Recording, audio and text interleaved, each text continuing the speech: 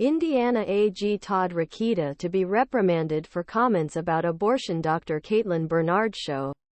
Title Hide Title First to move the inside story of how Indiana essentially outlawed abortion. Watch conservative Indiana attorney James Bopp Jr., Rep.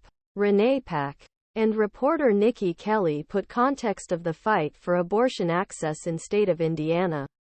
Under opinion issued Thursday, Rokita will receive a public reprimand and pay $250 to the clerk of Indiana Supreme Court.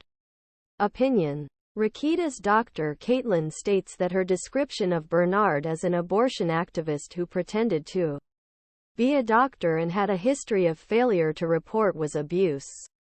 Judges Mark Massa, Geoffrey and Derek Molter agreed in the opinion issued Thursday that Rokita violated attorney rules. In a dissenting opinion, Chief Judge Lorretta and Judge Christopher Goff said the discipline was too lenient given Rokita's position as Attorney General. In a statement released Thursday afternoon, Rokita continued to strongly criticize Bernard. The Attorney General said could fight over the 16-word real answer he would give on Fox, but wanted to save taxpayer money and distraction. To resolve the complaint, Rokita said he had to sign an affidavit without any modifications. Rokita said in his statement, "As I said then, my words are true." The IU health doctor who created a stir in international media at the expense of his patients' privacy is an outspoken abortion activist through his own actions. Bernard's representatives told IndyStar on Thursday that they would let the rebuke speak for itself.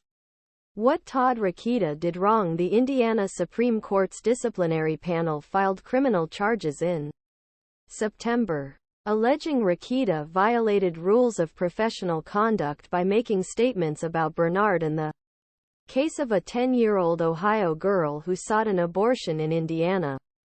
The disciplinary commission investigates and prosecutes cases where lawyers are accused of violating Indiana courts' rules of professional conduct. The state's Supreme Court justices ultimately decide whether there has been misconduct and what type of disciplinary action someone receives. Former IU Law School Dean Lauren Robel filed one of the complaints against Rokita in this case, as did Don Lundberg, the disciplinary committee's former executive director. In its opinion Thursday, the Supreme Court specifically found Rokita violated rules state lawyer cannot make public statements about an investigation are likely to materially prejudice the proceedings, and a lawyer shall not use means serve no significant purpose other than to embarrass, delaying or burdening third party. Because Rokita admitted to both violations, justices dismissed third charge, according to opinion, that he had violated confidentiality requirements in Indiana law before filing a complaint against Bernard with Medical Licensing Board last year.